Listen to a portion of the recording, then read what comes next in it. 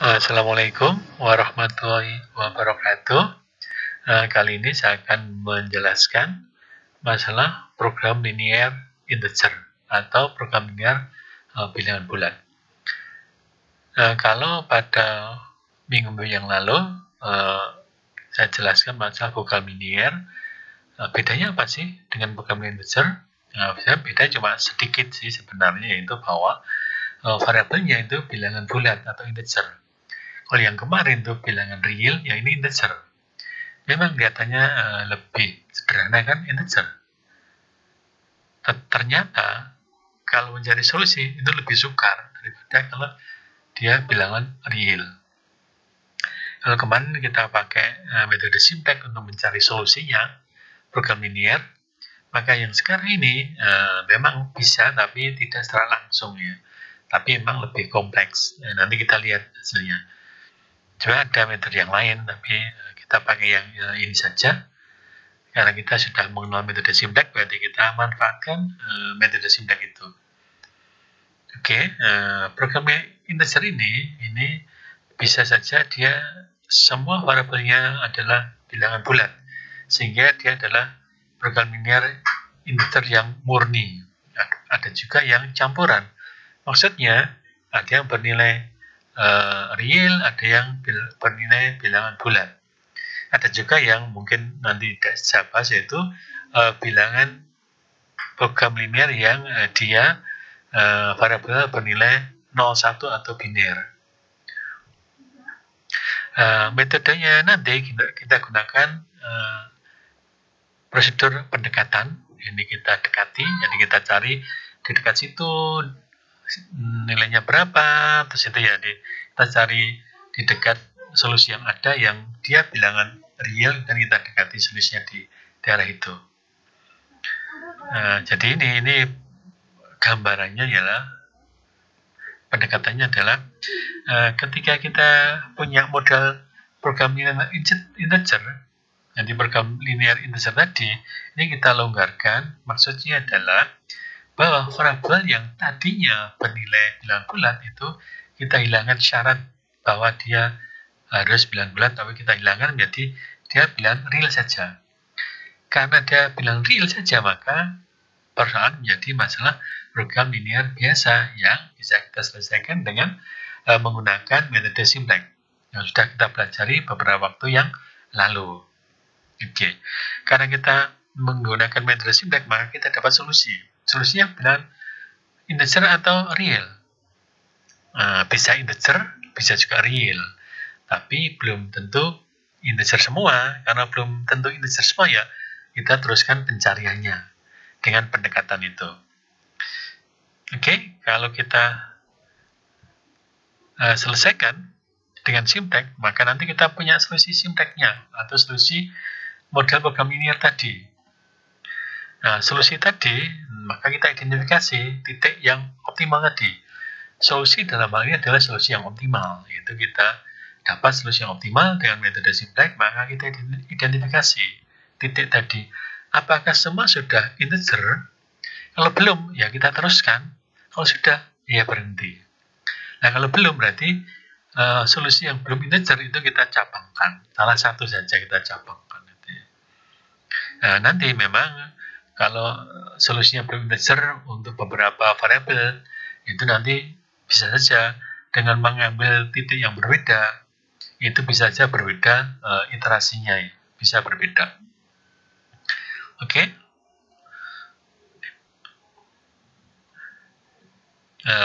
Yang ketiga itu program linear kita tadi, yang sudah kita cari solusinya, yang ketemu titik optimalnya tadi, itu kita pecah atau kita cabangkan titik yang atau solusi yang belum integer tadi menjadi dua bagian. Misalkan saja X sama dengan 3/5. Oke. Maka 3/5 itu diantara 3 dan 5. 3 dan 5.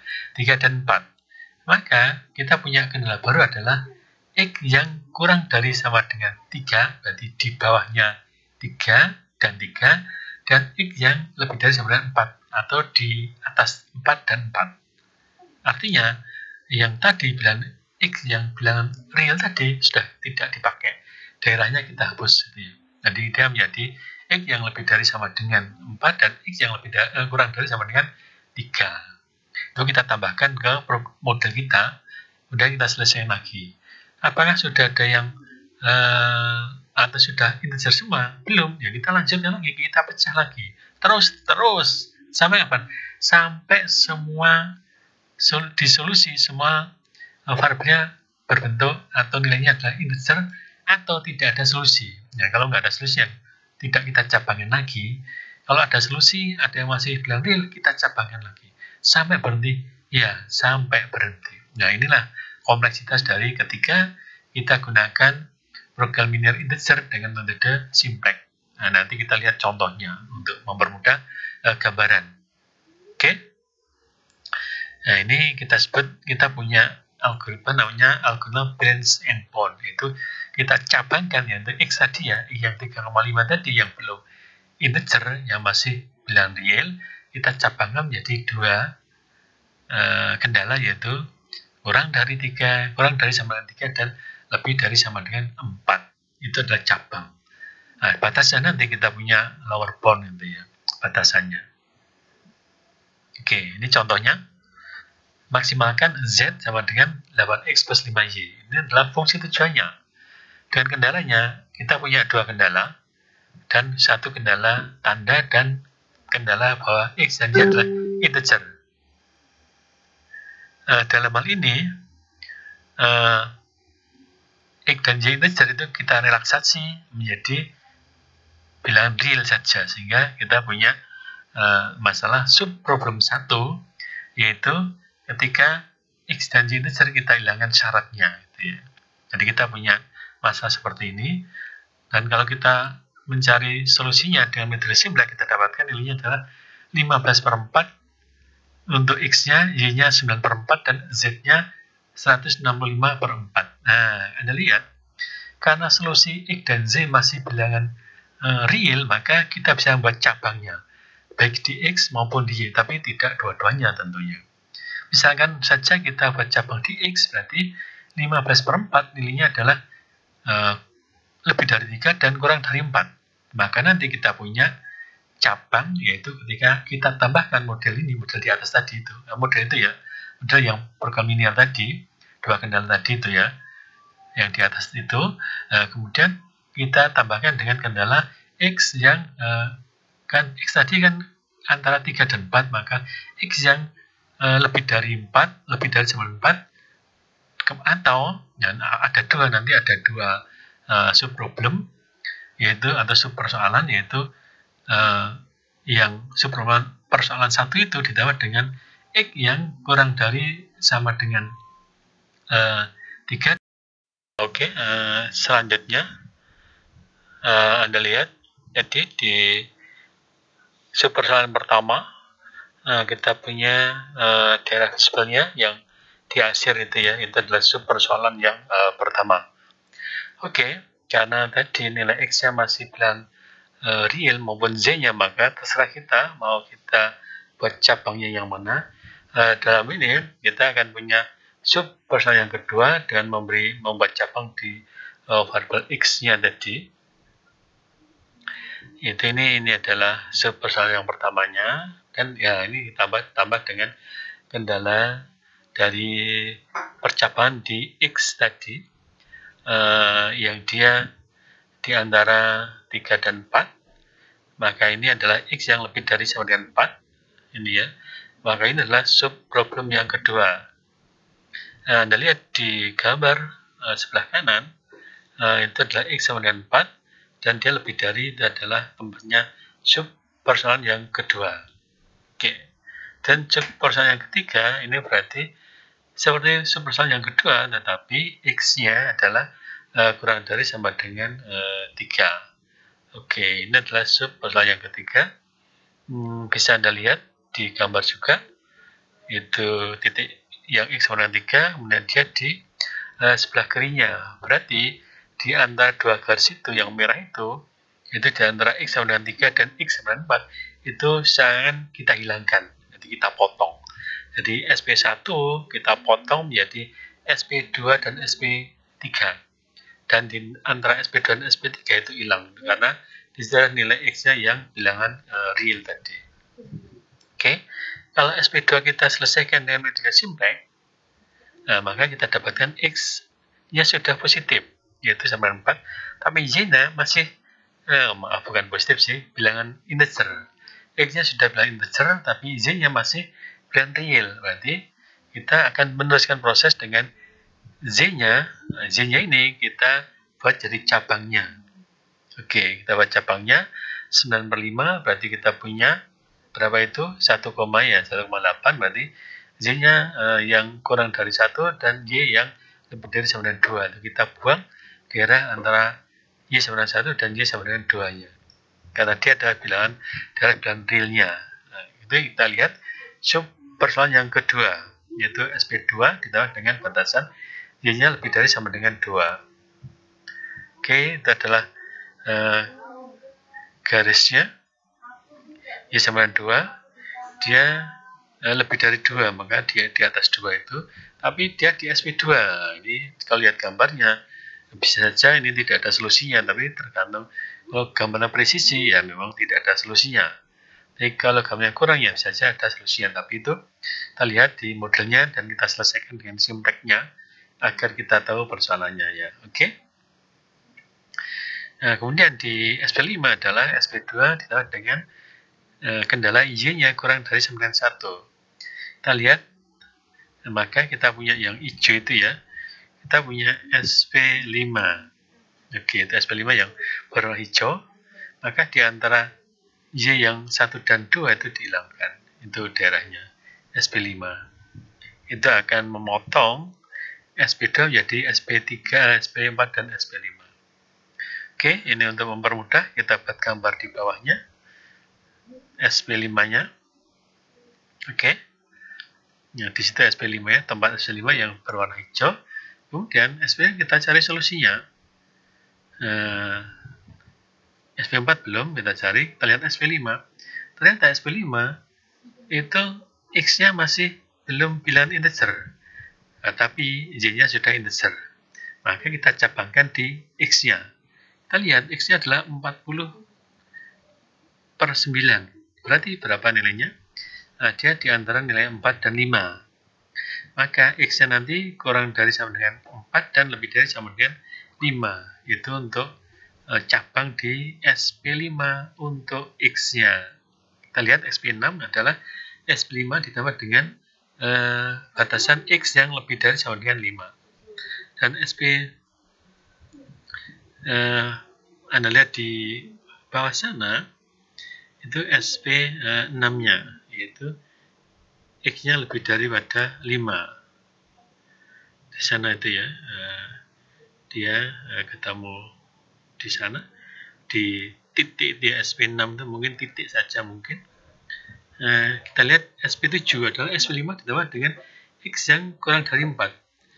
Anda lihat SP7, kita perhatikan, itu Z-nya, itu kendalanya, itu dari SP1, dan ada teman X yang lebih dari 4, itu dari SP2, kemudian Y kurang dari 1, itu tambahan dari SP5-nya, kemudian SP7 tambah dengan X yang kurang dari 4. Tadi di situ ada X lebih dari 4 dan X kurang dari 4, sehingga membentuk dia adalah garis X sama dengan 4. Oke, maka Anda lihat gambar di samping, yaitu kendalanya dalam bentuk garis. Ya. Kalau dia berpotongan dengan nilai yang lainnya, maka dia berbentuk garis. Itu. Oke, ini adalah, tapi apa ini selesai? Belum. Kita belum mencari nilai solusi untuk SP4. Ini belum kita cari, juga SP3 belum. Kita baru ke SP7, SP6 juga belum. Anda lihat ringkasannya di slide berikutnya ya. Di slide berikutnya ringkasannya. Nah, ini langkah iterasinya. Anda lihat. Ini adalah SP1, yaitu Z 165/4 X 15/4, Z 9/5. Nah, kemudian saya cabangkan di X-nya, itu T91 ya, iterasi yang pertama.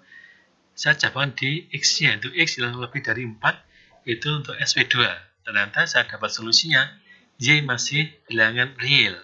Kita cabangkan lagi, menjadi Y-nya itu antara 1 dan 2, sehingga saya ambil yang Y lebih dari 2.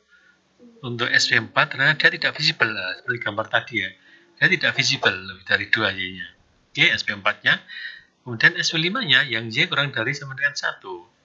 Maka saya dapat solusi yang ternyata X-nya masih belum integer. Maka X-nya kita buat cabang lagi. X-nya kita buat cabang untuk menjadi SP6 dan SP7. Kita lihat, ketika X-nya kurang dari 4, kita anggap dia SP7-nya ya. Maka saya dapat Z-nya 37, X dan Y-nya sudah integer, sudah bulat-bulat. Sehingga saya punya calon solusi. Ini adalah calon solusi yang kita punyai. Kemudian, ini adalah iterasi kelima. Kemudian, kita punya X yang lebih dari sama dengan 5. Maka saya punya juga calon solusi baru juga. Calon solusi juga yang, Anda lihat di situ, karena tadi 37 adalah calon solusi, maka dia menjadi lower bound untuk yang SP6. SP6 ternyata X dan Y-nya sudah, variabelnya sudah integer, maka ternyata Z sama dengan 40. Dia lebih baik daripada yang calon lower bound-nya. Karena kita cari lower bound yang tertinggi, terbesar. Batas bawah terbesarnya. Tadi 37, kemudian kita dapat SP6 adalah 40, maka SP6 yang 940, yang Z 940 menjadi lower bound untuk selanjutnya.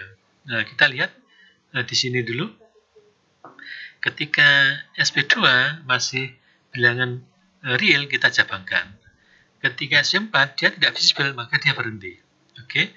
Ketika SP5 dia ada yang real, maka kita cabangkan. Kemudian SP6 dia berhenti karena semuanya integer. SP7 dia berhenti karena semuanya integer. Oke, sekarang kita ke SP3. Kita lihat SP3. Nah, ini sudah 6 iterasi ya. SP3 dengan tambahan, yaitu kendalanya X kurang dari 3.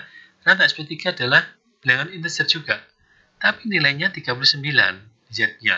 Sebenarnya lower bound-nya dari SP6 adalah 40, sehingga dia tidak lebih bagus dari lower bound-nya, maka dia bukan solusi. Karena SP3 sudah berhenti, maka solusi sudah kita dapatkan, yaitu lower bound yang paling tinggi, yaitu SP6, sehingga nilainya adalah X sama dengan 5, Y sama dengan 0, dan Z sama dengan 40 sebagai solusi optimalnya. Nanti bisa Anda coba ketika SP1 Anda buat cabang di Y-nya, Anda coba cabang di Y-nya. Nanti kalau ada kesulitan, silahkan kita komunikasi. Oke, terima kasih. Assalamualaikum warahmatullahi wabarakatuh.